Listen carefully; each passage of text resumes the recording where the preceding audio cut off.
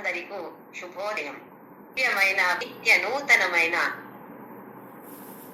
అత్యంత పవిత్రమైన అత్యంత దగ్గర ఉన్నటువంటి ఈ మన లోపల ఉన్నటువంటి దేవాలయానికి అందరికీ స్వాగతం. బాబా స్వామి రామదాస్ మా గురుగారి పాదార విందాలకు అనంత ప్రణామాలు. అలాగే మా అమ్మ నాన్న పాదార విందాలకు కూడా నా ప్రణామాలు. మనము భగవద్గీతలో 12వ అధ్యాయం 13 శ్లోక దాకా చూశాము. 12 శ్లోక వరకు కృష్ణ పరమాత్ముడు ఈ మోక్ష సాధన దానికి దారి ఏంటి, ఎలా ఉంది, ఎన్ని మెట్లున్నాయి, ఎలా ఎక్కాలి, ఏం చేస్తే, ఎలా ఉంటే ఈ స్టెప్స్ ఎక్కగలుగుతాము అని చాలా అద్భుతంగా వర్ణించాడు. మనకెలా సంశయం వస్తుందో అలాగే అర్జునుడు కూడా సంశయం వచ్చింది. ఎవరు గ్రేట్, ఎవరు గ్రేటర్, ఎవరు మంచి వాళ్ళు, ఇందులో ఎవరి ఉపాసన మంచిది, నిర్గుణ ఉపాసన చేసేవాడా లేదా సగుణ ఉపాసన చేసేవాడా, ఎవరు దీంట్లో బెటర్ అని ప్రశ్న అడిగినప్పుడు చాలా అద్భుతంగా ఉత్తరం ఇచ్చాడు భగవంతుడు. సగుణ ఉపాసన ఎవరు శ్రద్ధతో నా మీద మనసు పెట్టి నా మీదమే దృష్టి పెట్టి ఎవరు ఉపాసన చేస్తారో, సగుణ ఉపాసన చేస్తారో అతనే చాలా మంచి యోగి అని అన్నాడు 2వ శ్లోకం. ఆ తరువాత ఎవరు నిర్గుణ బ్రహ్మ ఉపాసన చేస్తారో అతను నన్ను పొందుతాడు అని చెప్పు. అయితే మనకేం అర్థం అవుతుంది అంటే రెండు కూడా అవసరమే. సగుణ ఉపాసన కూడా చేయాలి, ఆ తరువాత నిర్గుణ ఉపాసన దాన్ని కూడా మనము తెలుసుకోవాలి.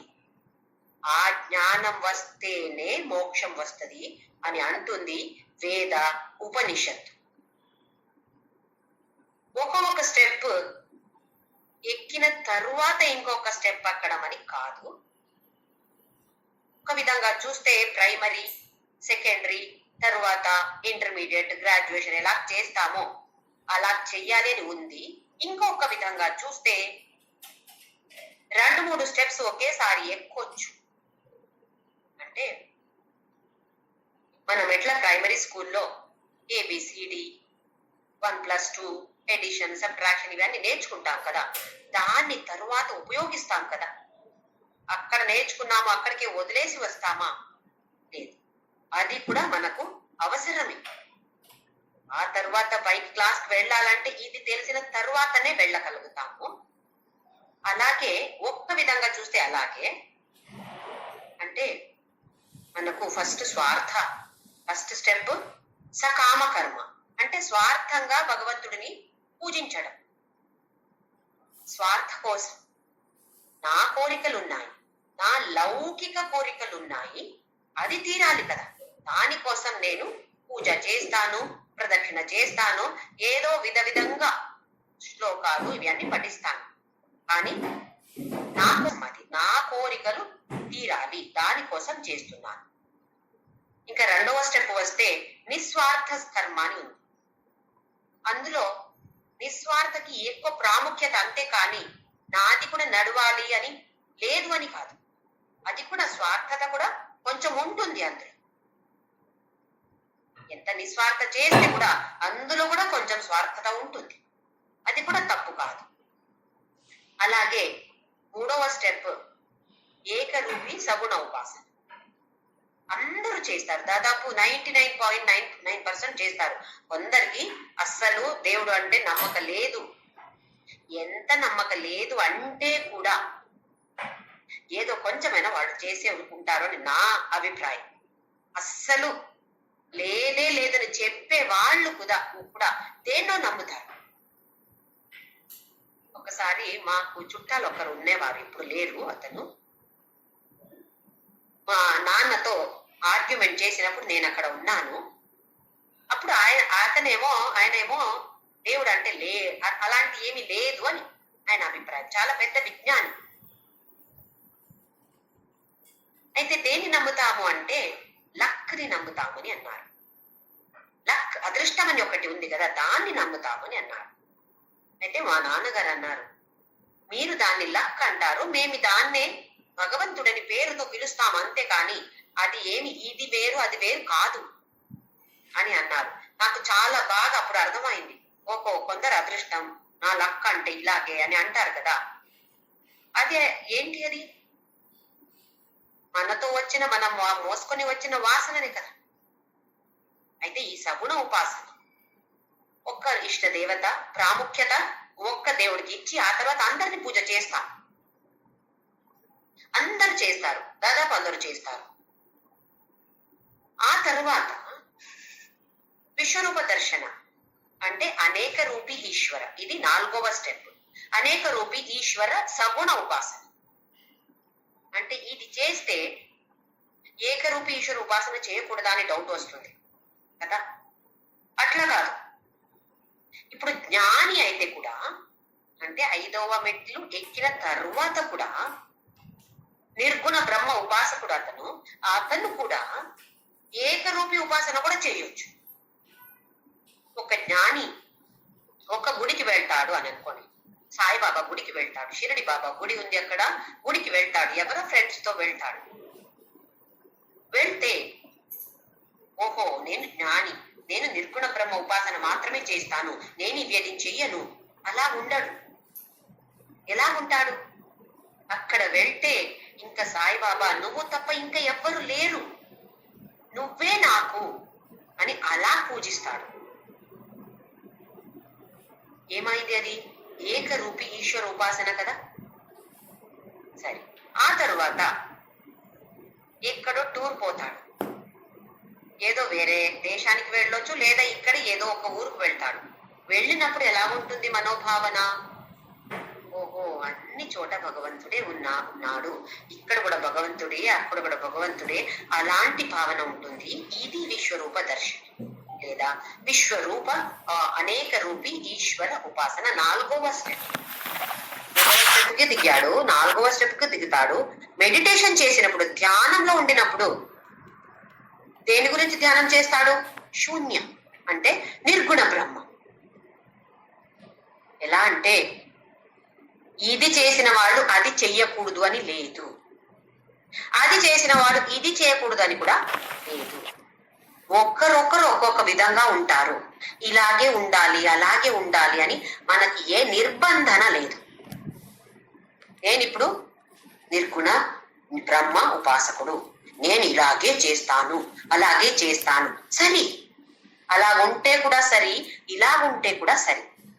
ఎందుకు ఇలా చెప్తున్నానంటే, మనం ఎలా జడ్జి చేస్తున్నాము వాళ్ళని? వాళ్ళు చూడండి పెద్ద జ్ఞాని అంట, ఎందుకు ఇలా మాట్లాడుతున్నారు, ఎందుకు ఇలా ప్రవర్తిస్తున్నారు అని మనము మన లెవెల్ నుండి చూసి వాళ్ళని జడ్జి చేస్తాం. ఇది మనము చేయకూడదు, మనకు అనవసరం. ఎవరిని జడ్జి చేయాలి? మనము మనల్ని మాత్రమే. నన్ను నేను చేసుకోవాలి, ఇంకా వేరే ఎవరిని చేసే హక్కు నాకు లేదు.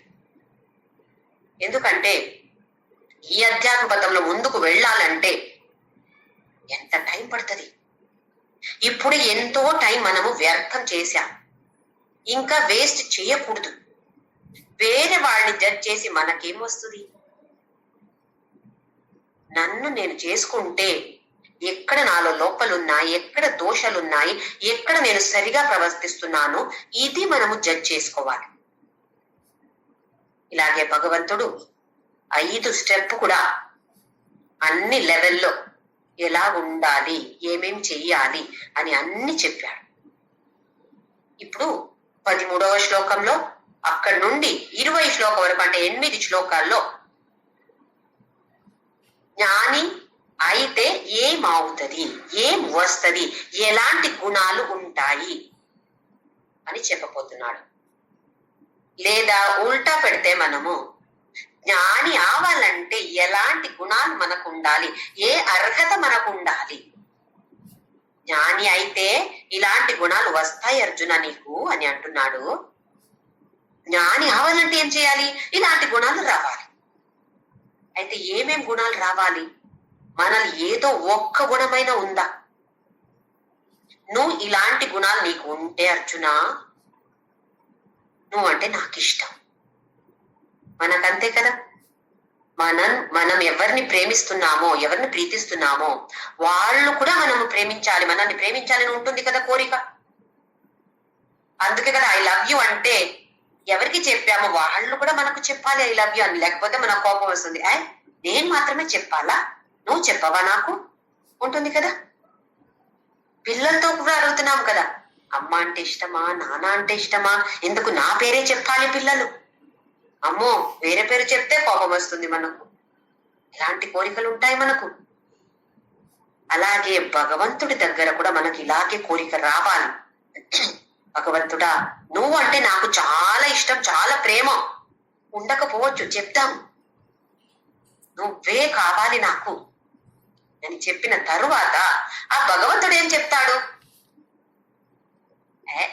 నువ్వంటే నాకేం ఇష్టం లేదు. ఎందుకు? ఒక్క గుణం కూడా నీలో లేదు కదా అని అంటే, ఆహా వద్దు. భగవంతుడు కూడా మన దగ్గర చెప్పాలి, అవును నువ్వంటే నాకు చాలా ఇష్టం, అందరికన్నా ఎక్కువ ప్రేమ నీ మీద నాకు అని భగవంతుడు చెప్తే ఇంకేం కావాలి మనకు? అయితే అలా చెప్పాలంటే ఎలాంటి గుణాలు మనలో ఉండాలి? అందుకే భగవంతుడు మనల్ని ఆకర్షణ చేయ కోసం ఇలాంటి గుణాల గురించి వర్ణిస్తాడు. కొంచెమైనా మనము మ్యాగ్నెట్ అలాగే కొంచెమైనా దగ్గర వెళ్తామో ఏమో అని ఆలోచించి చెప్తున్నాడు. ఇప్పుడు 14వ శ్లోక 12వ అధ్యాయం. సంతుష్ట సతతం యోగి యతాత్మా దృఢ నిశ్చయః మయ్యర్పిత మనో బుద్ధిః యో మద్భక్తః సమే ప్రియః. సంతుష్ట సతతం. సంతుష్ట అంటే తృప్తిగా ఉన్నవాడు. ఎవరు? సతతం. ఎప్పుడు ఒక్కసారి నాకు ఎలా కోరిక ఉంటుందో ఆ కోరిక తీర్చినప్పుడు సంతోషంగా ఉంటాము, అలా కాదు. సతతం, ఎల్లప్పుడూ సంతుష్ట, తృప్తిగా ఉంటాడు. మనం ఉన్నామా అలాగే? ఒక్కొక్క గుణం మనము క్వశ్చన్ చేసుకోవాలి. నేను ఇలా ఉన్నానా, లేదంటే నేనేం చెయ్యాలి? సతతం సంతుష్టం, తృప్తిగా ఉండాలి. మనం ఏదో భోజనానికి వెళ్తే అక్కడ నిండా తిన్నాను, కడుపు నిండా తిన్నాను, ఇంకా ఆ తరువాత ఇంకా ఒక స్వీట్ అక్కడ ఉంది లేదా ఐస్ క్రీమ్ ఉంది అక్కడ అని నాకు తెలియలేదు. ఇప్పుడు ఎవరో చెప్పారు అక్కడ ఐస్ క్రీమ్ ఉంది జ్యోతి అని చెప్తే, ఐస్ క్రీమా, దాన్ని ఎలా వదులుతాను? కానీ తినాలంటే జాగమే లేదు అక్కడ. తింటే ఇంకా అంతే, వాంతి. అలాగైతే ఏమంటాము? వద్దురా, నాకు కడుపు నిండా ఉంది, ఇప్పుడు తినలేను నేను, అస్సలు కొంచెం కూడా ప్లేస్ లేదు అంటాం కదా. ఎందుకు? తృప్తిగా తిన్నాం, ఇంకా లోపల వెళ్ళదు, ఫుల్గా ఉంది అంటే ఇంకేం తింటాము? అలాగే ఏమేం కోరికలు ఉండిందో అన్ని తీర్చుకున్నాడు, లేదా జ్ఞాని అయ్యాడు. బయట తృప్తి రాదు, తృప్తి లేదు. ఏదో ఒక లౌకిక కోరిక తీర్తే సంతోషంగా ఉండొచ్చు, మళ్ళీ ఇంకొక కోరిక పుట్టింది కదా, దాని వెనకనే ఇంకొక కోరిక పుట్టుతుంది. అప్పుడు మళ్ళీ ఆ కోరిక తీరాలి అని ఉంటుంది. అప్పుడు తృప్తి ఉంటుందా? లేదు కదా. జ్ఞాని అయితే అన్ని నిండగా ఉండినట్టు. అప్పుడు సతతం సంతుష్టం, ఎప్పటికీ కూడా తృప్తిగా ఉంటాడు. అయితే మనము కొంచెమైనా తృప్తిగా ఉండటానికి ప్రయత్నం చేయొచ్చు. ఎందుకు?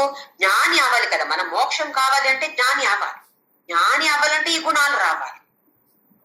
జ్ఞానికి ఈ గుణాలు ఉంటాయంటే, ఈ గుణాలు ఉంటే జ్ఞాని అవుతాడు. వైస్ వర్స అంటాం కదా, అలాగే కదా ఇది. అయితే ఒక్కొక్క గుణం తీసుకొని నాలో ఉందా లేదా, ఉందా అంటే పర్లేదు, షాబాస్. లేదంటే ఎలా ఈ గుణాన్ని నేను నాలో రావాలి ఇప్పుడు అని ప్రయత్నం చేస్తాం. సంతుష్ట సతతం యోగి. యోగి అంటే ఇక్కడ జ్ఞాని. జ్ఞాని అంటే 5వ మెట్టులు ఎక్కినవాడు, శ్రవణ మనన నిధిధ్యాసన చేసినవాడు. శ్రవణ అంటే వినడము, చదవడం అన్ని ఏదైనా ఉండొచ్చు. శ్రవణ తర్వాత మనన. మనన అంటే మళ్ళీ మళ్ళీ దాని గురించి ఆలోచించి ఏమైనా సంశయాలు వస్తే ఎవరికి తెలుసో వాళ్ళతో అడిగి కనుక్కొని సంశయం ఉండకూడదు. ఆ తర్వాత అలాగే నిధిధ్యాసన, మన జీవితంలో ఆచరణకి తీసుకురావాలి. ఎలా ఉండాలంటే అది మన బ్లడ్ కి రావాలి, రక్తగత అవ్వాలి అంటాము కదా, అలాగ అయిపోవాలి. అది నిధిధ్యాసన. ఇలాగ చేస్తే యోగి అవుతాము లేదా జ్ఞాని అవుతాము. ఇక్కడ సంతుష్ట సతతం యోగి. ఆ తర్వాత యథాత్మ. యథ అంటే మంచిగా మేనేజ్ చేసేవాడు, మంచి మేనేజర్. దేన్ని మేనేజ్ చేస్తాడు? ఇక్కడ ఆత్మని మేనేజ్ చేస్తాడు. యథ అంటే మేనేజ్ చేసేవాడు. దేన్ని మేనేజ్ చేస్తాడు? ఆత్మ. ఈ భగవద్గీత ఉపనిషత్తులో ఆత్మ అనే ఈ ఒక్క శబ్దం చాలా సారి వస్తుంది. ఒకే ఒక శబ్ద కానీ వేరే వేరే వేరే వేరే అర్థం ఉంటుంది. సందర్భం దాన్ని బట్టి వేరే వేరే అర్థం ఉంటుంది దానికి. ఇక్కడ అన్ని ఇంద్రియాలు, జ్ఞానేంద్రియాలు, కర్మేంద్రియాలు, మనసు, బుద్ధి, దేహ, అన్ని అంతఃకరణ అంటే సూక్ష్మ శరీర,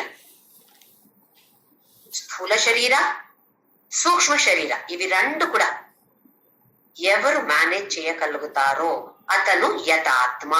యథ అంటే మేనేజ్ చేసేవాడు. ఇక్కడ ఆత్మ అంటే అన్ని జ్ఞానేంద్రియాలు, మనస్సు, బుద్ధి, అంతఃకరణ, దేహ అన్ని కలిపి ఆత్మ. ఇక్కడ అన్ని మేనేజ్ చేసేవాడు యథాత్మ.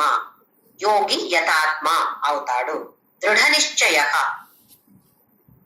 ఖచ్చితంగా నిర్ధారం చేయాలి. మనం ఎలా ఉంటాము, అందరు ఎలా ఉంటారో తెలీదు. నేనైతే ఎలా ఉంటాను, స్వీట్ తిన్నాను, ఒక వారం స్వీట్ తిన్నాను అని చెప్తే 2 రోజులు అయింది అంతే. ఇంకా 3వ రోజులో ఎవరో వచ్చి మంచి ఒక కాజు బర్ఫీ తీసుకువచ్చి ఇచ్చారు, నాకు బాక్స్ ఇచ్చారు. ఆహా, చూస్తే ఇలాగ అవుతుంది. ఒక రోజు లేదు, నేను వ్రతాలు ఉన్నాను కదా అని అంటాను. 4వ రోజు పోతే పోని, 3 రోజులు అయింది కదా చాలు. 7 రోజులు 3 రోజులు అయిందే, ఓ చాలు చాలు. 4వ రోజు బాక్స్ నుండి తీసి తినడం మొదలు పెడతాను. అంటే దృఢ నిశ్చయ లేదు. ఏ ఉపాసన చేస్తున్నామో అందులో మనస్సు, బుద్ధి నిలబడాలి. మనస్సు నిలబడుతుంది, బుద్ధి ఒక్కొక్కసారి ప్రశ్న చేస్తుంది, అవునా ఇది కరెక్టా కాదు కదా. దానికి కూడా బుద్ధికి కూడా చెప్పాలి. ఇలాంటి బుక్స్ చదవాలి, సత్సంగం వినాలి. అవన్నీ విని విని విని చదివి బుద్ధికి తెలుస్తుంది, ఓహో ఇలా ఉంది కదా అని. అప్పుడు దృఢ నిశ్చయం చేయడానికి సపోర్ట్ చేస్తుంది. లేదంటే ఒక్క రోజు నిశ్చయం చేస్తాము, అదే కదా మనం చేసేది ప్రతి సంవత్సరము. నూతన సంవత్సరం అంటే ఏమేమో అలా చేస్తాను, ఇలా చేస్తాను, ఇది చెయ్యను, అది చెయ్యను, పెద్ద లిస్ట్ ఉంటుంది. 1 రోజు 2 రోజు, ఆ తర్వాత లిస్ట్ ఎక్కడో పడేస్తాం. లిస్ట్ పడేస్తే పర్లేదు, మనసులో ఉంటుందా అది కూడా లేదు. లిస్ట్ అక్కడ పడేసాము అంటే ఇక్కడ మనసు నుంచి కూడా తీసేసాము. అలాగ అవ్వకూడదు. దృఢ నిశ్చయ. ఆ తర్వాత మయి అర్పిత మనోబుద్ధి. మయి అర్పిత మనస్సు, బుద్ధి. ఈ మనస్సు, బుద్ధిని రెండు కూడా నాకు అర్పణ చెయ్యాలి. ఇంకెక్కడెక్కడో దృష్టి పెట్టడం కాదు, నా మీద దృష్టి పెట్టి ఎవరు పెడతారో, యోమద్భక్త, ఏ భక్తుడు నా కోసం ఇలా చేస్తాడో, నా మీద మనస్సు బుద్ధి పెడతాడో, సమే ప్రియ, అలాంటి వాడు నాకు చాలా ఇష్టం అర్జున అని అంటున్నాడు. ఇంకా నెక్స్ట్ శ్లోకం 15వ శ్లోకం. యస్మాన్నో ద్విజతే లోకో లోకాన్నో ద్విజతే చయః హర్షామర్ష భయోద్వేగైః ముక్తో యస్స చ మే ప్రియః. యస్మాన్ నా ఉద్విజతే లోకః లోకాన్ నా ఉద్విజతే చ యః. అంటే కొందరు ఎలా మాట్లాడతారు అంటే, మాట్లాడినప్పుడు వేరే వాళ్ళ మనసుని హర్ట్ చేస్తారు, చాలా నొప్పిస్తుంది. మనకు కొందరు ఇలాంటి వాళ్ళు మన జీవితంలో కూడా వస్తారు. ఎప్పుడు కనపడితే కూడా ఏదో ఒక విధంగా హర్ట్ చెయ్యాలి, మనసుకి వేరే వాళ్ళకి ఏదో తగలాలి, అలా చెప్తాం, అలా మాట్లాడతారు. అంటే ఉద్విగ్న. ఉద్విగ్న అనే వర్డ్ తెలుగులో ఉందా? నేను మర్చిపోయింది. ఉంది ఉంది ఉంది ఉంది కదా. అంటే మనసుకి కొంచెం ఎలాగెలాగో అనిపిస్తుంది, సంతోషం అనిపించదు. ఎందుకు వాళ్ళు ఇలా అని అనిపిస్తుంది మనం. అయితే ఏ భక్తుడు ఎలా ప్రవర్తిస్తాడు, ఎలా మాట్లాడతాడు అంటే చాలా మంచిగా మాట్లాడతాడు. ఎవరిని కూడా ఉద్విగ్న అలాంటి స్థితికి ఎవరిని కూడా తీసుకో వెళ్ళడు. ఇప్పుడు ఎవరో అబద్ధం ఆడారు, అయితే దగ్గరికి వెళ్ళి మీరు ఎందుకు అబద్ధం ఆడారండి, ఇలాగ ఆడతారండి అని అలా కూడా చెప్పడు. అంటే ఎవరైనా నాలో ఇలా మాట్లాడినప్పుడు నాకు ఉద్విగ్న, అలాంటి పరిస్థితి నాకు వచ్చిందంటే ఎందుకు వచ్చింది, అయితే నాలో నాకు కంట్రోల్ లేదు అని కదా. మేము అలా మాట్లాడకూడదు, అలా ప్రవర్తించకూడదు.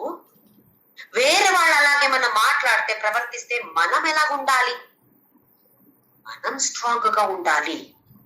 మనకు ఆ పరిస్థితి రాకూడదు. లోకాన్నో లోకాహ నా ఉద్విజతే జయః.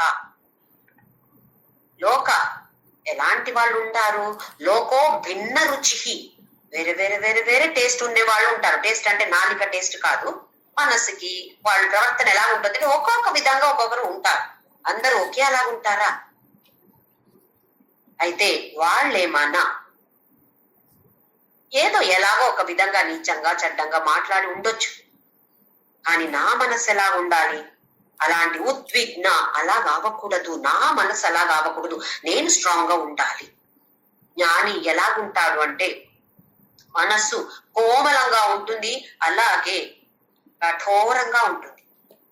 రాక్ అలాగే ఉంటాడంట. వేరే వాళ్ళతో వ్యవహారం చేసినప్పుడు, లోక వ్యవహారం చేసినప్పుడు కోమలంగా ఉంటాడు. ఆయనకి ఆయన ఏదో ఉపాసన పెట్టుకున్నాడు, ఎలాగుంటాడు, కఠోరంగా చేస్తాడు. అంటే 10 రోజులు ఇలా ఉంటానంటే 10 రోజులు కూడా అలాగే ఉంటాడు. ఏదో 9 రోజులు కష్టం అయింది, ఇంకా ఒక రోజు కదా వదలదా, అలా చెయ్యడు. మనం ఎలాగున్నాము, వేరే వాళ్ళతో ప్రవర్తన చేసినప్పుడు కఠోరంగా ఉంటాము. నేనే నాను చేసినప్పుడు, నన్ను అనలైజ్ చేసినప్పుడు పర్లేదులే, కోమలంగా ఉంటాం. అలా కాదు, ఇది ఉల్టా. వేరే వాళ్ళతో కోమలంగా ఉండాలి. మన మనస్సు మన విషయంలో వచ్చినప్పుడు కఠోరంగా ఉండాలి. ఎందుకు ఇలా చేశాను నేను, తప్పు కదా, ఇలా చేయకూడదు, నా మనసుకి నేను ఏదో పెద్ద శిక్ష ఇవ్వాలి, పనిష్మెంట్ ఇవ్వాలి, నేను ఇలాగుంటారు. అయితే జ్ఞాని అలా ఉంటాడు. మన కుటుంబంలో కూడా ఒక్కొక్కసారి ఇలాంటి వాళ్ళు మన కుటుంబంలో ఉంటారు. పెద్దవాళ్ళు ఉండొచ్చు, చిన్నవాళ్ళు ఉండొచ్చు. ఎలా మాట్లాడతారు అంటే మనకు దుఃఖం అనిపిస్తుంది. పెద్దవాళ్ళైతే మనమేం చెప్పలేం, చూడొచ్చు, చెప్పడానికి ట్రై చేయొచ్చు. వింటారు అంటే మంచిదే, వినట్లేదు అంటే మనం ఎలా ఉండాలి, దాన్ని స్వీకారం చెయ్యాలి, స్వీకరించాలి దాన్ని. సరే, నా మంచి కోసమే భగవంతుడు ఈ వ్యక్తిని నా జీవితంలో తీసుకువచ్చాడు. ఈమె లేదా ఈ వీళ్ళు ఇతను ఇలా మాట్లాడతారు అంటే ఎవరు మాట్లాడిస్తున్నారు, భగవంతుడే కదా. దేనికోసం, నా కోసం కదా. నేను ఈ అధ్యాత్మ పథంలో ముందుకు వెళ్ళాలి అని ఆయన కోరిక ఇది. అందుకే ఇలాంటి పరిస్థితి తీసుకువచ్చాడు, ఇలాంటి పరిస్థితి నా ముందు పెట్టాడు. నేనెలా ఉండాలి ఇప్పుడు, ఇదొక పరీక్ష నాకు, నేను పాస్ అవ్వాలి. అయితే ఇలాంటి మనస్సు కఠోరంగా చేసుకొని వాళ్ళతో కోమలంగా వాళ్ళు ఎలాగైనా ఉండని, నేను మంచిగా ఉంటాను, ఇలాంటి భావన మనకు ఉండాలి. లేదంటే మనం కూడా వాళ్ళలాగే, వాళ్ళు నన్ను తిట్టారా నేను కూడా తిట్టుతాను, అవాచ్య శబ్దం, నేను కూడా అవాచ్య శబ్దం. ఏమవుతుంది? కుక్క అరుస్తుంది అంటే మనం కూడా అలా వెళ్ళి చేయగలుగుతామా? లేదు కదా. అది దాన్ని మనము తెలుసుకోవాలి. యస్మాన్నో ద్విజతే లోకో లోకాన్నో ద్విజతే జయ. ఆ తర్వాతది హర్షామర్ష భయోద్వేగై ముక్తో యస్ సచ మే ప్రియ. హర్ష, అమర్ష, భయ, ఉద్వేగ, దీని నుండి ముక్త, ఇది ఉండకూడదు. ఇవి 4 కూడా ఉండకూడదు. ఏంటో చూద్దాం. హర్ష, హర్ష అంటే ఇక్కడ చాలా సంతోషం, అంటే ఒక లిమిట్ కింద పైన ఉన్నటువంటి హర్షం. ఇది మంచిది కాదు. చాలా ఓవర్ ఎగ్జైట్మెంట్ అంటాం కదా, ఎందుకు మంచిది కాదు? అలా మనం ఎగ్జైట్ అయితే మన మనసు బుద్ధి మన కంట్రోల్లో ఉండదు. కొందరు లాటరీ టికెట్ 1 కోటి లాటరీ పడింది అని తెలిస్తే అక్కడ చనిపోతారంట. హార్ట్ అటాక్ అవుతుంది. అలాంటి సంతోషం తట్టుకోలేరు, దుఃఖం తట్టుకోలేరు. ఆ మంచి సంతోషం కూడా, అలాంటి సంతోషం అంటే దాన్ని కూడా చాలా మంది తట్టుకోలేరు. అందుకే కదా మనము ఎవరైనా పుట్టితే, ఇంట్లో ఎవరైనా చనిపోతే 11 రోజులు గుడికి వెళ్ళకూడదు, ఎవరింటికి వెళ్ళకూడదు అని అంటాం, సూతకం అంటాం కదా. ఎందుకది? జన్మ, ఎవరైనా జననం అయింది మన ఇంట్లో అంటే ఎంత సంతోషం అది. అంటే ఒక లిమిట్ కింద పైన సంతోషం ఎక్కువ, దాన్ని మీది సంతోషం, అది దానికిన్న ఎక్కువ సంతోషం అయితే అది మంచిది కాదు. అలాగే చనిపోతే చాలా దుఃఖం, అది కూడా మంచిది కాదు. ఎందుకంటే మనకు వైబ్రేషన్స్ ఉంటాయి, తరంగాలు ఉంటాయి. ఆ తరంగాల్ని మనము ఈ బ్రహ్మాండానికి ఇస్తున్నాం. ఇది మంచిది కాదు. అందుకే బయట వెళ్ళకూడదు, గుడికి వెళ్ళకూడదు, పబ్లిక్ ప్లేస్ కి వెళ్ళకూడదు అని మన సనాతన ధర్మం ఇందుకే చెప్తుంది. హర్ష, అమర్ష. అమర్ష అంటే ఒకటి అసహన, సహన లేనటువంటిది అసహనం. ఇంకొకటి అసూయ. ఇవి 2 కూడా అర్థం ఉంది. అమర్ష అంటే మనము పేషెన్స్ లేదు. పేషెన్స్ ఉందా మనందరికి? లేదు కదా. ఎవరైనా ఏమన్నా ఒక చెప్తే అప్పటికప్పుడే అక్కడ కోపం వస్తుంది. ఇంకా నేను ఇక్కడ ఇది పెట్టాను, ఎవరు తీశారు దీన్ని, అప్పుడు మళ్ళీ కోపం మనం. ఇప్పుడు కొందరు చాలా పర్ఫెక్షనిస్ట్ గా ఉంటారు. టవల్ ఇక్కడ అంటే ఇక్కడే వేయాలి, పెన్ ఇక్కడ స్టాండ్ లో పెట్టాలంటే స్టాండ్ లోనే పెట్టాలి. చాలా మంచిది అలాంటి అభ్యాసం, అలాంటి ప్రాక్టీస్ చాలా మంచిది. కానీ ఇంట్లో వేరే వాళ్ళు అలా ఉంటారా? పిల్లలు అలా ఉంటారా? లేదు. పెన్ ఎక్కడ పడేసారు అనుకోండి, ఎంత రౌద్రావతారంలో ఉంటారు వాళ్ళు. ఏమైంది? అవును, నేను మంచిగా పర్ఫెక్షనిస్ట్, నేను అందరు అలా ఉండాలి అని కోరిక, అది తప్పు కదా. వాళ్ళు ఎలా ఉంటారో ఒకసారి చెప్పాలి. కాదు నాన్న, ఇలాగ ఇక్కడనే పెట్టాలి, అక్కడనే పెట్టాలి, ఇది మంచి అభ్యాసం అని చెప్తే, మంచి హ్యాబిట్ అని చెప్తే వింటారో లేదో చెప్పలేము, కానీ చెప్పాలి. కానీ వాళ్ళు చెయ్యకపోతే మనకెంత కోపం వస్తుంది. ఇది అసహనం.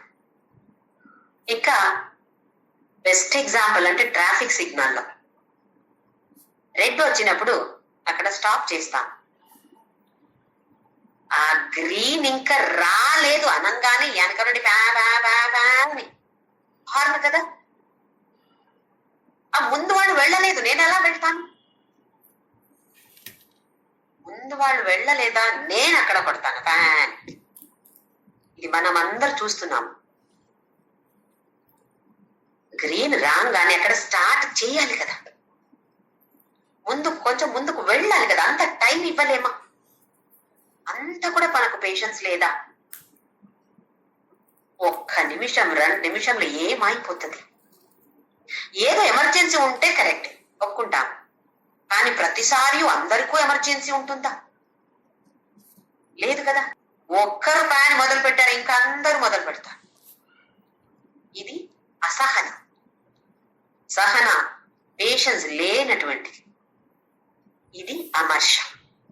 ఇంకొకటి అసూయ. ఇది మనకందరికీ ఉంటుంది. చిన్న చిన్న విషయంలో కూడా అసూయ ఉంటుంది. వాళ్ళ దగ్గర మంచి చీర ఉందా, మంచి జ్యువెలరీ ఉందా, అయ్యో నా దగ్గర లేదే, ఇంకా నాకు అలాంటిదే వచ్చేదాకా నాకు మనశ్శాంతి లేదు.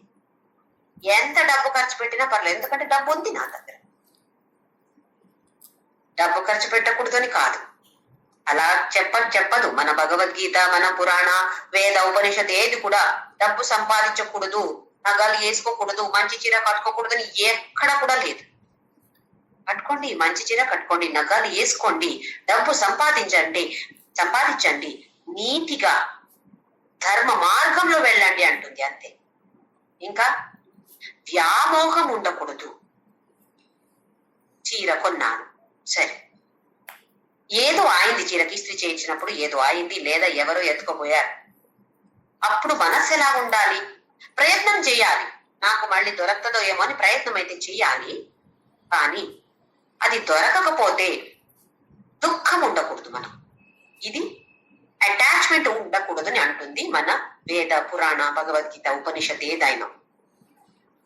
అలాగే ఇక్కడ అసూయ, చిన్న చిన్న విషయం అంటే మన క్షేత్రంలో మనకు అసూయ. ఇప్పుడు నేను డాక్టర్ అయితే ఇంకా వేరే సర్జన్ అనుకోండి, నేను ఇప్పుడు సర్జన్, ఎవరో వచ్చి వేరే వాళ్ళ సర్జన్ గురించి కొంచెం మంచిగా చెప్తే నాకు ఎలా ఉంటుంది? అబ్బా, నాకిన మంచి సర్జన్ ఇతను అమ్మా, లోపల మనకు అసూయ. అది అధ్యాత్మ పథంలో కూడా ఉంది. లోకంలో అంటే ఇక్కడ అధ్యాత్మ పథం కూడా ఉంది, అందులో కూడా ఉంది. చాలా మందికి అలాంటి వాళ్ళకి కూడా అసూయ వస్తుంది. ఎవరో మంచిగా 1 గంట ధ్యానం చేస్తానండి అంటే నాకు 5 నిమిషాలు మాత్రమే చేయగలుగుతాను, 6వ నిమిషం వస్తే ఇంకా చేయలేను. ఎలా 1 గంట చేస్తున్నారు? అక్కడ అసూయ. మంచిది నేర్చుకోవచ్చు, కానీ అసూయ రాకూడదు. ఎలా చేస్తున్నారు వాళ్ళు, అది నేర్చుకోవాలి మనం. కానీ మనం ఎలాగుంటాం? అసూయ. ఇప్పుడు నేను భగవద్గీత అర్థం చెప్తున్నాను, ఎవరో నా దగ్గర వచ్చి ఇంకా చాలా బాగా చెప్తున్నారండి, ఇంకా చెప్పాలంటే మీకిన్న చాలా మంచిగా చెప్తారు అని అంటే కోపం వస్తుంది, అసూయ. నాకిదే ఎక్కువ కదా. మనం ఎవరితో కంపేర్ చేస్తాము? మన ఫీల్డ్ లో ఉన్నటువంటి వాళ్ళని మాత్రమే కదా, వాళ్ళతో మాత్రమే కంపారిజన్ మనకు. ఎవరు చాలా మంచి డాక్టర్ అంటే నాకేం అసూయ వస్తుంది? ఏమి లేదు, నేను డాక్టర్ కాదు కదా. మంచి క్రికెటర్ విరాట్ కోహ్లీ, అబ్బా ఎంత మంచి బ్యాట్స్మెన్ అంటే నేను కూడా చెప్పాలి తడతా, చాలా సంతోషం నాకు. ఎందుకు? నేను క్రికెటర్ కాదు. నేను క్రికెటర్ అయితే చాలా మంచి బ్యాట్స్మెన్ ఎవరికి పేరు ఇస్తారో అది నా పేరు ఉండాలి. నా పేరు కాకపోతే ఇక్కడ కోపం వస్తుంది, అసూయ వస్తుంది. ఇది అమర్ష. హర్ష, అమర్ష, భయ. అందరికి తెలుసు భయం. పుట్టినప్పటి నుంచి మనకు భయం ఉంటుంది కదా. చిన్న పిల్లలు చూడండి, ఏదో ఒక చీమ వస్తే అమ్మో అమ్మో అని భయం ఉంటుంది. పెద్ద చీమ వస్తే మనకు కూడా ఉంటుంది. ఇంకా కుక్క, కొందరికి పిల్లి, ఏమేమో భయాలు మనకు కదా. పాము అంటే అందరికీ భయం ఉంది. ఇంకా రిటైర్మెంట్ అయిన తర్వాత నన్ను ఎవరు చూసుకుంటారు? పిల్లలు చూసుకుంటారా లేదా బయట వెళ్ళండి, మీరు ఎక్కడో అక్కడ ఓల్డేజ్ హోమ్ ఉంది కదా అక్కడ వెళ్ళండి అంటారు ఏమో. చూడకపోతే మన బ్యాంక్ బ్యాలెన్స్ ఎందుకు మనకు? నాకు వయసు అయినప్పుడు రోగాలు వస్తే హాస్పిటల్కి ఇవ్వడానికి డబ్బు కావాలి, మన దేహ రక్షణ కోసం కదా ఇవి అన్ని చేసేది మనం. భయం. ఇది ఉంటే భయం లేదా? కొంచెం తక్కువ ఉండొచ్చు. అంటే డబ్బు ఉండిన వాళ్ళకి భయం లేదా? ఇంకా ఎక్కువ భయం అంట. దాన్ని కాపాడుకోవాలి కదా. దాన్ని ఇంకా ఎక్కడ ఏ బ్యాంకులో పెడితే ఎక్కువ 5% రేట్ వస్తుంది, ఇంట్రెస్ట్ వస్తుంది అని అది ఒక విచారం. అందులోనే ఉంటారు చూడండి. ఇక్కడ 7.5 అండి, అక్కడ 8.12 ఇస్తారండి. అక్కడే పెట్టండి మీరు. ఎవరైనా అంటే అయ్యయ్యో ఇక్కడ పెట్టానా? చూడండి, మనకు ఎలాంటి భయ, మృత్యు అంటే భయ కదా. ఎవరికి ఇలాంటి భయం లేదో అలాంటి వాడు నాకు ఇష్టం. అయితే మనము ఆ కేటగిరీలో రావట్లేదు. భయం ఉంది కదా మనం. అలాగే ఉద్వేగ ఇప్పుడు చూసాం మనము. హర్ష, అమర్ష, భయ, ఉద్వేగ. ముక్తో యస్సచమే ప్రియక. ఎవరికి ఇవి 4 కూడా లేదో అలాంటి వాడు నాకు ప్రియమవుతాడు అని అంటాడు. నెక్స్ట్ చూద్దాము శ్లోక నంబర్ 16. అనపేక్ష శుచిర్దక్ష ఉదాసీనో గతవ్యథః సర్వారంభ పరిత్యాగి యో మద్భక్తః సమే ప్రియః. అనపేక్ష, అపేక్ష లేనటువంటి వాడు. అపేక్ష అంటే కోరిక, లౌకిక కోరిక ఒక విచారం. ఇంకొకటి ఎలా ఉండాలి, భర్త ఇలాగే ఉండాలి, భార్య ఇలాగే ఉండాలి, నాకు ఇష్టమైన కలర్ చీరనే కట్టుకోవాలి, నా భార్య కదా, నాకు బ్లూ అంటే ఇష్టం, అయితే బ్లూ చీరని. పిల్లలు స్లీవ్లెస్ డ్రెస్ వేసుకోకూడదు, బ్లాక్ డ్రెస్ వేసుకోకూడదు, మినీ ఫ్రాక్ వేసుకోకూడదు, షార్ట్స్ వేసుకోకూడదు. ఇవన్నీ కోరికలు. మనం ఎందుకు? నా సంతోషం కదా. నేను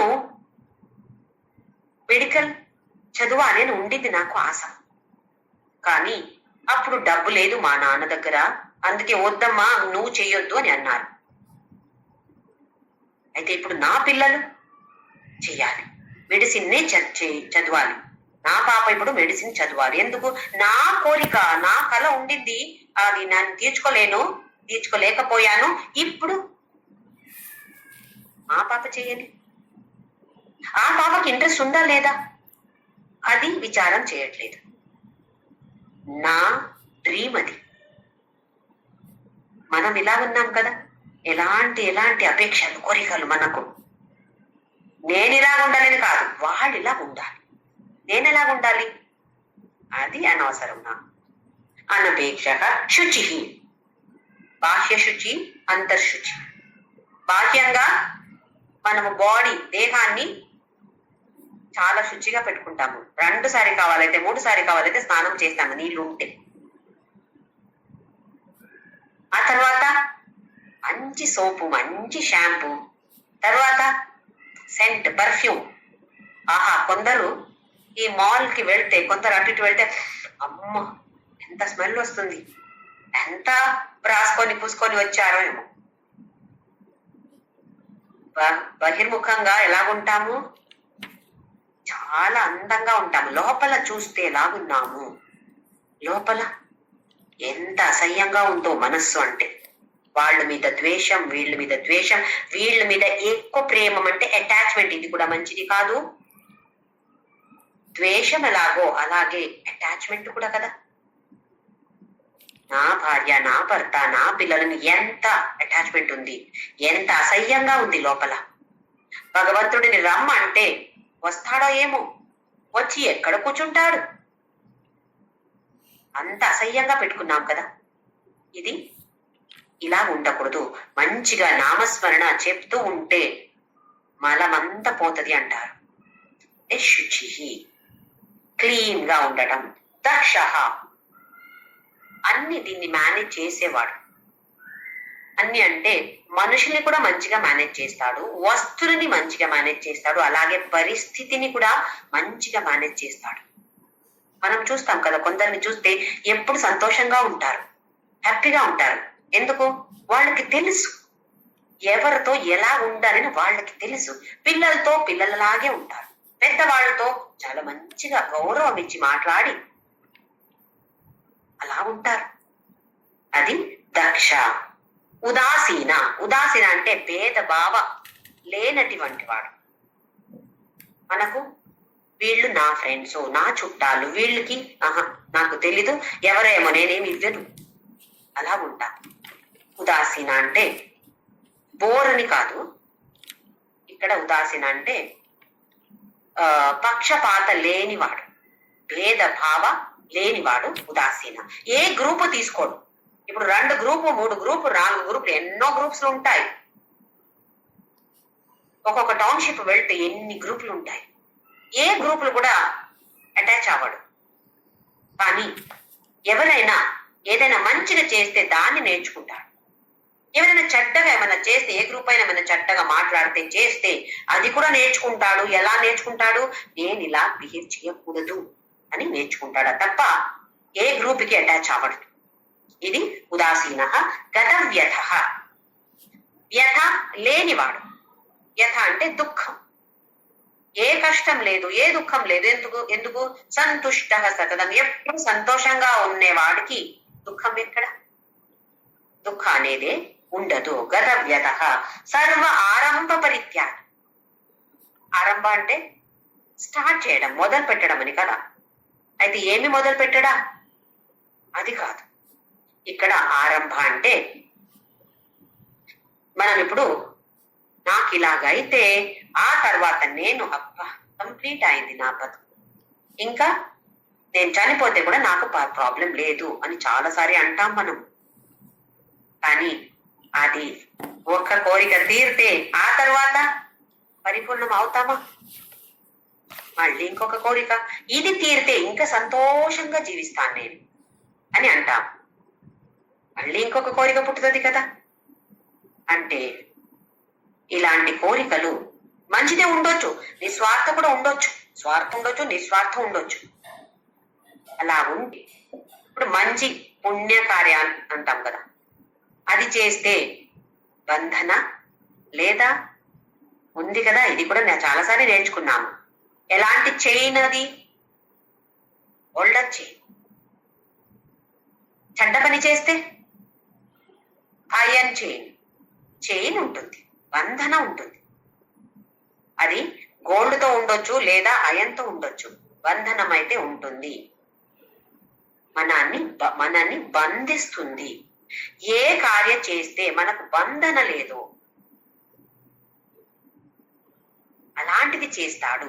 ఇక్కడ ఆరంభ అంటే ఈ దేన్ని చేస్తే మనకు బంధనం ఉంటుందో అంటే ఆ సంస్కార వాసనలు పుట్టుతున్నాయో అలాంటి కార్యానికి ఆరంభ అంటారు ఇక్కడ. అయితే సర్వ ఆరంభ పరిత్యాగి, దాన్ని వదిలేస్తాడు. అంటే దేన్ని వదిలేస్తాడు? కార్యాన్ని వదిలేడు. అందులో బంధనం ఎప్పుడు ఉండదు. ఇది నేనే చేశాను, నాకు ఇలాంటి రిజల్ట్ రావాలి అని ఉంటే అది ఎంత మంచి కార్యం అయితే కూడా దానికి అలా వాసన ఉంటుంది. ఫలం ఏంటో తెలీదు, వాసన అయితే తప్పకుండా ఉంటుంది. ఇప్పుడు నా దగ్గర చాలా డబ్బు ఉంది, ఇక్కడ నాకు స్థలం కూడా ఉంది, నేను ఒక పెద్ద గుడి కట్టిస్తున్నాను, సాయిబాబా గుడి కట్టిస్తున్నాను, చాలా మంది వస్తున్నారండి, ఇప్పుడు చాలా మంచి కార్యం, మంచి సేవ చేశాను నేను. కానీ అది కూడా బంధనమే. ఎందుకు? నేను కదా కట్టాను, నా పేరు అక్కడ ఉంది, నేను చేశాను అని ఎప్పుడు వస్తుందో అది ఎంత మంచి కార్యం అయితే కూడా దానికి బంధనం ఉంటుంది, వాసన ఉంటుంది, దానికి ఒక సంస్కారం ఇక్కడ ఉంటుంది. ఎప్పుడు ఈ సంస్కారం లేదో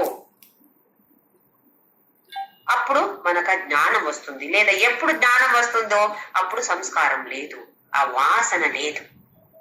అంటే నేను అనేది దాన్ని వదిలేసి మంచి కార్యం చేయాలి. అప్పుడు మనకు దానికి ఒక వాసన ఉండదు. ఇది సర్వ ఆరంభ పరిత్యాగి. ఇలాంటి ఆరంభాన్ని పరిత్యాగ చేస్తాడు. అంటే చెయ్యడు అని కాదు, నేను అనే ఆ ఒక భావన ఉంటుంది కదా, దాన్ని అహంకార మమకార దీన్ని వదిలేసి అదే కార్యం, అదే క్రియ, అదే యాక్షన్ చేస్తాడు. అలాంటి వాడు యోమద్భక్త, ఏ భక్తుడు ఇలా చేస్తాడో సమే ప్రియ, నాకు ప్రియుడు. నెక్స్ట్ శ్లోక 17వ శ్లోక. యో న హృష్యతి న ద్వేష్టి న శోచతి న కాంక్షతి శుభాశుభ పరిత్యాగి భక్తిమాన్యః సమే ప్రియః. तो न हृष्यति, यः न हृष्यति न द्वेष्टि न శోచతి न కాంక్షతి. నా హృష్యతి అంటే చాలా సంతోషంగా, ఇప్పుడే చూశాం కదా హర్ష. హృష్యతి అంటే హర్షిస్తాడు. ఎవరు? చాలా ఎక్సైట్మెంట్, ఎప్పుడు కూడా అవ్వడు. నా ద్వేష్టి, ఎవరిని ద్వేషించడు. అద్వేష్ట సర్వభూతానాం. దీనికి ఒక ఉదాహరణ అంటే, మనము ఎవరైనా ఏదో ఒక తప్పు కార్యం అని మనకు అనిపించవచ్చు, అది రైటే ఉండొచ్చు. నా పరిస్థితి నుండి నేను చూసినప్పుడు అది తప్పు అని అనిపించింది. నాకు తప్పు అని అనిపిస్తే ఆ మనిషిని ద్వేషిస్తాం. మనం ద్వేషించడం మొదలు పెడతాము. ఇంకా ఆ తర్వాత ఆ మనిషి ఏమి చేస్తే కూడా మనకు అది తప్పే అనిపిస్తుంది. చూడండి, మీరు గమనించండి. ఎవరో ఒక తప్పు చేశారు, ఆ తరువాత ఆ మనిషిని ఎలా చూస్తాము? అదే దృష్టికోణంతో చూస్తున్నాము. ఏమి చేస్తే కూడా ఆ మనిషి మంచి పని చేసి ఉండొచ్చు, కానీ మనకు ఎందుకంటే ఇక్కడ డిసైడ్ చేశాము, బ్రాండ్ చేశాము, ఈ మనిషి చెడ్డ మనిషి, మంచి మనిషి కాదు అని బ్రాండ్ చేసిన తరువాత ఆ మనిషి ఎంత మంచి పని చేస్తే కూడా మనకు అది మంచిది అని అనిపించదు. అంటే మనము దేన్ని ద్వేషిస్తున్నాము? ఆ చెడ్డ పనిని కాదు, ఆ చేసిన మనిషిని ద్వేషిస్తున్నాము. ఇది తప్పు. ఆ కార్యాన్ని ద్వేషించవచ్చు, మనిషిని కాదు. దీనికి ఉదాహరణ ఒక కథ. వేదవ్యాసులు రాసిన రామాయణ కథ. మనకిప్పుడు మనం చదివేది వాల్మీకి రాసిన రామాయణ. వేదవ్యాసులు కూడా రామాయణం రాశారు. అందులో వచ్చే ఒక చిన్న ఘటన ఇది. శ్రీరాముడు లంకకు వెళ్ళాలి, ఇంకా ఆ సేతువే కట్టాలి. దాని ముందు శివుడిని పూజించాలని కోరిక ఉండింది. అయితే ఆ ఇసుకతో ఒక పెద్ద శివలింగం చేస్తాడు. చేసి దీనికి పూజించాలంటే పురోహితుడు కావాలి కదా. పురోహితుడు లేరు అంటే పూజ చేయలేము. అయితే మంచి శివ భక్తుడు ఎవరో, పరమ శివ భక్తుడు ఎవరో అతన్నే పిలుస్తాను నేను పురోహితుడుగా అని నిర్ధారం చేశాడు. అయితే ఆలోచించాడు, ఎవరు పరమశివ భక్తుడు? ఎవరు? రావణ. పరమశివ భక్తుడు రావణుడే. అయితే అతన్నే పిలవాలి అని పిలుస్తారంట. మళ్ళీ హనుమంత వెళ్తాడు. అక్కడ వెళ్ళి శ్రీరాముడు నిన్ను పిలుస్తున్నారు, పురోహితుడుగా రావాలి అంటే రావణుడికి ఎంత సంతోషమో అది. ఓ, శ్రీరాముడు నేను పరమశివ భక్తుడిని నిర్ధారం చేశాడా, ఎంత మంచిది, నాకు వస్తాను నేను అని వచ్చాడంట. వచ్చి పూజ చేయడం మొదలు పెట్టే ముందు రావణాసురుడు శ్రీరాముడి దగ్గర చెప్తాడు, భార్య లేదే ఇప్పుడు. భార్య చనిపోతే అది వేరే సంగతి, కానీ మీకు భార్య ఉంది కదా. భార్య ఉండినప్పుడు భార్యతోనే పూజ చెయ్యాలి, లేదంటే దానికి ఫలం లేదు అని అన్నాడంట. అయితే శ్రీరాముడు అన్నాడు, నువ్వే పెట్టుకున్నావు కదా నా భార్యని అక్కడ. ఓ అవును, అయితే ఏం చేద్దాము, పిలుచుకోవద్దాము అని సీతని తీసుకొచ్చారంట. అక్కడ రావణుడు కూడా ఒప్పుకుంటాడు దానికి. శ్రీరాముడు దగ్గర కూర్చొని సీత కూర్చొని పూజ చేపిచ్చాడు రావణాసురుడు. శివలింగ పూజ అన్ని అయింది. ఇప్పుడు పురోహితుడికి దక్షిణ ఇవ్వాలి కదా. అడిగితే ఓహోహో, నీ దగ్గర దక్షిణ తీసుకోలేను నేను అని అన్నాడంట రావణాసురుడు. అయితే శ్రీరాముడు చెప్పాడు, లేదు, నువ్వు తీసుకోకపోతే నాకు బలం రాదే, ఇవ్వాల్సిందే కదా. ఓ అది కూడా కరెక్టే అని, అయితే నాకు ఇంకా వేరే వద్దు, నాకు మోక్షం ఇవ్వు శ్రీరామ అని అన్నాడంట. నన్ను చంపేసినప్పుడు నాకు మోక్షం ఇవ్వు నువ్వు అని అడుగుతాడంట. చూడండి, శ్రీరాముడికి రావణ అంటే ద్వేషం కాదు, రావణ చేసిన పనికి కోపం. అది చేయకూడదు. నా భార్యని అపహరణ చేశావు కదా, అందుకే నువ్వు అంటే నాకు ద్వేషం లేదు. మనము ఈ భగవద్గీత చదివినప్పుడు కూడా మహాభారతంలో చూస్తాం, శ్రీకృష్ణ పరమాత్ముడికి దుర్యోధన అంటే ద్వేషం లేదు. ఎన్నోసారి ఆయన్ని కరెక్ట్ చేయడానికి మొదలు పెడతాడు, కానీ దుర్యోధనుడు ఒప్పుకోడు. అప్పుడు చేసిన ఆ కార్యం మీద ద్వేష, అంతే కానీ దుర్యోధనుడు అంటే ఎక్కడ కూడా నా వైరి, నా శత్రువుని ఎక్కడ చెప్పడలేదు. మళ్ళీ ఎందుకు ఆయన చంపాలి అని అనిపిస్తుంది, లేదా చంపు అని అంటున్నారు, కర్ణుడిని చంపు అని అన్నాడు అర్జునుడి దగ్గర. అది ఒక్క లిమిట్ నుండి ఎక్కువ అయితే ఇంకేం చేయాలి, హింస చేయాల్సిందే. సామదాన భేద దండ, లాస్ట్ రిసార్ట్ మనకు పనిష్మెంట్. అయితే మనం ఎలా ఉంటాము, వాళ్ళు ఎలా ఉన్నారు చూడండి. మనిషిని ద్వేషించట్లేదు మనము, ఫస్ట్ ద్వేషం మనకు ఆ మనిషి మీద, ఆ కార్యం మీద కాదు, మనిషి మీద కోపం. మనం ద్వేషం, కోపం అంటే ఫస్ట్ లో కోపం, ఆ తర్వాత ద్వేషం. మనం అలా ఉండకూడదు. యో న హృష్వతి హృష్యతి న ద్వేష్టి న శోచతి, దేనికి కూడా దుఃఖంగా ఉండడు. మనం ఏదో చిన్న ఇది అయితే కూడా అయ్యో అయ్యో అయ్యో అని ఉంటాం కదా. నా శోచతి నా కాంక్షతి, ఇప్పుడే చూసాం, అపేక్ష లేదు, కోరిక లేదు. కాంక్ష, ఆకాంక్ష అంటే కోరిక, ఏ కోరిక లేదు. ఎందుకు? సంతుష్టగా సతతం, ఎప్పుడు తృప్తిగా ఉంటే ఇంకా ఏ కోరిక ఉంటుంది. శుభాశుభ పరిత్యాగి, శుభ అశుభ పరిత్యాగి. శుభ అంటే మంచిది, అశుభ అంటే పుణ్యం వచ్చేది. అశుభ అంటే మనం ఏం చేస్తే పాపం వస్తుందో, పుణ్యం వస్తే పాపం వస్తే మళ్ళీ వాసనలు కదా, అది దాన్ని పరిత్యాగ చేస్తాడు. అంటే మళ్ళీ నేను చేశాను అని అలాంటి మనోభావాన్ని పరిత్యాగ చేస్తాడు. అలాంటి వాడు భక్తిమాన్ యస్సమే ప్రియ, అలాంటి వాడు, అలాంటి భక్తిమాన్ నాకు చాలా ఇష్టం. ఇక నెక్స్ట్ శ్లోక, సమః శత్రౌ చ మిత్రే చ తథా మానాపమానయోగో శీతోష్ణ సుఖ దుఃఖేషు సమః సంగ వివర్జితః. సమః శత్రౌ చ మిత్రే చ, శత్రు మిత్ర అందరినీ ఒకే సమానంగా చూస్తాడు. మిత్ర అంటే ఎక్కువ, శత్రు అంటే తక్కువ లేదు. ఎందుకు? శత్రు అనే ఎవరు లేరు కదా. అందరిని ప్రేమిస్తే ఎవరు శత్రు ఎవరు మిత్ర ఏమి తేడా ఉండదు. సమః శత్రౌ చ మిత్రే చ, సమానంగా ఉంటాడు.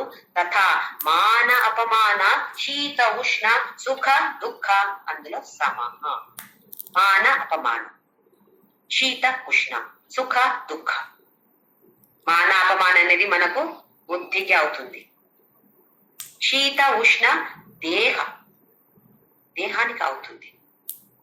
సుఖ దుఃఖ మనసుకి అవుతుంది. మనసు బుద్ధి దేహ, BMI, body mind intellect complex, ఇది దేనికి కూడా సమానంగా స్వీకారం చేస్తాడు. ఎలాంటి పరిస్థితి వస్తే మాన ఎవరో చాలా మంచిగా, ఓహో మీరంటే చాలా మంచి వాళ్ళనంటే సంతోషం, మీరంటే చాలా ఏంటంటే ఇలాగున్నారు మీరు, ఎందుకు ఇలాగున్నారు మీరు అని అంటే కోపం, మనకు అపమానం లేదు. మాన అపమానం, శీత ఉష్ణ సుఖ దుఃఖ సమానంగా స్వీకారం ఎవరు చేస్తాడో, ఇది 2వ అధ్యాయం నుండి మనం చూస్తున్నాం. శీత ఉష్ణ సుఖ దుఃఖ మాన అపమాన సమానంగా ఉంటే అలాంటి వాడు నాకు చాలా ఇష్టం. ఇది ఉందా మనలో?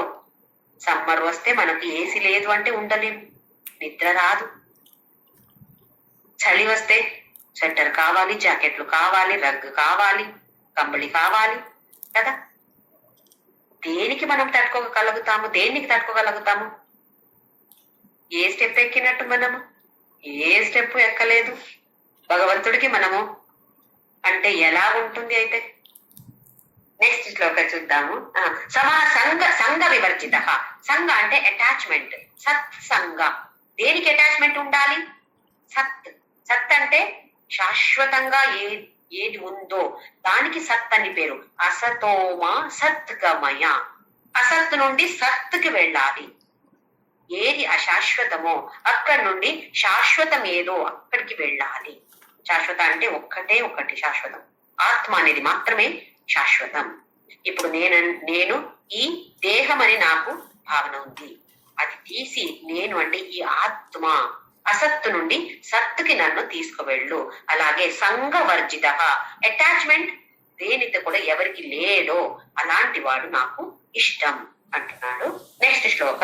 తుల్య నిందాస్తుతిర్మౌని సంతుష్టో ఏన కేనచిత్ అనికేత స్థిరమతి భక్తిమాన్ మే ప్రియో నరగా.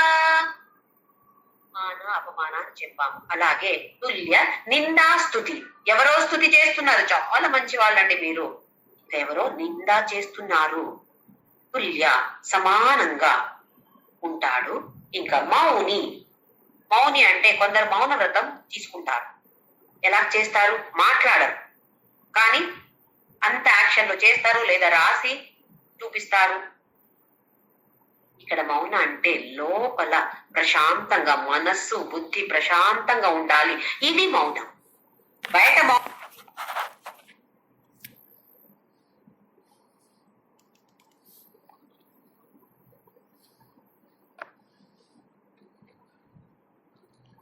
మనకి ఎంతో పెద్దది వస్తే కూడా సంతోషం లేదు, అలా కాదు. ఎందుకు? ఆయన ఎప్పుడు సంతుష్టంగానే ఉంటాడు. ఇంకా కొంచెం ఎవరైనా కొంచెం ఏదో ఇస్తే ఏదో చెప్తే కూడా చాలా సంతోషం పడతాడు. అనికేత, అనికేత అంటే ఇల్లు లేనివాడు. ఎవరికి ఇల్లు లేదు?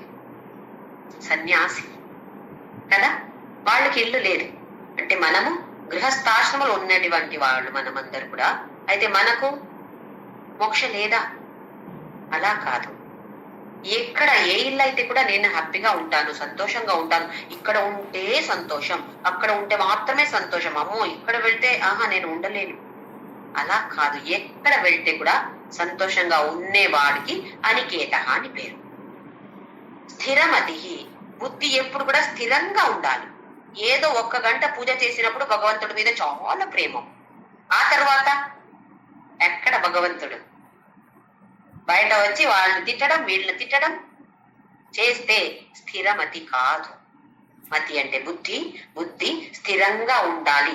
ఎవరిలా ఉన్నారో భక్తిమాన్మే ప్రియో నరహ, అలాంటి మనిషి అలాంటి వ్యక్తి అంటే నాకు చాలా ఇష్టం అంటున్నాడు. లాస్ట్ శ్లోకం. ఏతు ధర్మ్యామృతమిదం యథోక్తం పర్యుపాసతే శ్రద్ధధానా మత్పరమా భక్తాస్తేతీవ మే ప్రియాః. ఏతు ధర్మ్యామృతమిదం, ఇది ధర్మ అమృతం, ఈ ధర్మం నుండి తీసినటువంటి అమృతం ఇది, అంటే సారం. అందుకే చెప్పాం కదా ఇది వేద సార. ఈ ఒక్క చాప్టర్ అంటే వేద సార, ఎస్సెన్స్ ఆఫ్ వేద అంటాం. అది అన్నీ ఇందులో ఉంది. దీన్ని యథ ఉక్తం పరిపాసతే, నేను చెప్పినట్టు ఎవరు ఉపాసన చేస్తారో, అంటే చాలా విధంగా ఇప్పుడు 5 మెట్ల గురించి చెప్పాడు కదా, అది తెలుసుకొని ఎవరు మంచి ఉపాసన చేస్తారో ఎలా చేయాలి? శ్రద్ధదానా మత్పరమా, నా మీద శ్రద్ధతో చెయ్యాలి. మత్పరమ, నేనే అంటే భగవంతుడు అంటే శ్రేష్ఠ, ఇంకా ఏమి లేదు ఈ ప్రపంచంలో అని తెలుసుకొని ఎవరు చేస్తారో భక్తాస్తే భక్తాః తే అతీవ మే ప్రియాః, అతీవ ప్రేమ, చాలా బెస్ట్, నువ్వు అంటే బెస్ట్ అని చెప్పట్లేదా, అలాంటి వాడు నాకు చాలా ఇష్టం అని అంటున్నాడు భగవంతుడు. అయితే ఈ అధ్యాయంలో భగవంతుడి ఉపాసన ఎలా చేయాలి, ఎలాంటి గుణాలు ఉండాలి, చేస్తే ఎలాంటి గుణాలు వస్తాయి అంటే ప్రిపరేషన్స్. మనమందరం ఇప్పుడు ప్రిపరేషన్ చేస్తున్నాం, ప్రిపేర్ అవ్వాలి. ఎలా ఒక పరీక్షకు ప్రిపేర్ అవుతామో ఇది పెద్ద పరీక్ష మనకు. దీనికి ఎంత ప్రిపేర్ అవ్వాలి, మనము క్షణము ప్రిపరేషన్ అవుతూ ఉండాలి. పిల్లలు చదివినప్పుడు ఎలా చదువుతారు, ఐఐటి ఎంట్రన్స్ ఎలా చదువుతారు, మెడికల్ ఎంట్రన్స్ ఎలా చదువుతారు, సిఏ ఎంట్రన్స్ ఎలా చదువుతారు. 24 గంటల్లో 1-2-3 గంటలు మాత్రమే నిద్రపోయి ఇంకా కూర్చుంటారు అక్కడ. వాళ్ళని చూస్తే మనకే అయ్యో పాపం, ఏంటినా ఇలా చదువుతున్నావు నువ్వు అని చెప్తాం కదా మనం. అలా ఉండాలి మనం, క్షణము దాని మీద దృష్టి ఉండాలి. ఎలా ఉండాలని చెప్పాడు, దాన్ని చేస్తే ఫలమేంటో, భక్తి యోగ ఫలమేంటో అని చెప్పాడు. భక్తి యోగా అంటే ఒక్క సాధన కాదు, అన్ని యోగాన్ని కలిపి భక్తి యోగా అని చెప్తాం. భక్తి యోగా అంటే లాస్ట్ లో మనకు ఫలం అంటే మోక్షం. అయితే ఒక పెద్ద రేంజ్ ఇక్కడ నుండి ఇక్కడ వరకు భక్తి యోగమే. అందరితో ప్రేమంగా ఉండాలి, అందరితో మంచిగా మాట్లాడాలి, నవ్వుతూ ఉండాలి, సంతుష్టక సతతం. ఇది లేదు, నాకు సంతోషం లేదు కానీ తీసుకొస్తాను నేను అని ఇలాంటి ఒక దృఢ నిశ్చయంగా మనం ఉండాలి. మా గురుగారు ఏం చెప్పారు అంటే, దీని గురించి అంత పెద్ద ఆలోచించే అవసరం లేదు, నామస్మరణ చెయ్యండి, నామస్మరణ చేస్తే అదే లాక్కొని వెళ్తది, అన్ని స్టెప్స్ మనము ఎక్కగలుగుతాము అని ఎంత సులభ మార్గం ఇచ్చారు. అయితే దాని మీద శ్రద్ధతో మనము నామస్మరణ చేద్దామా? ఓం శ్రీరామ్.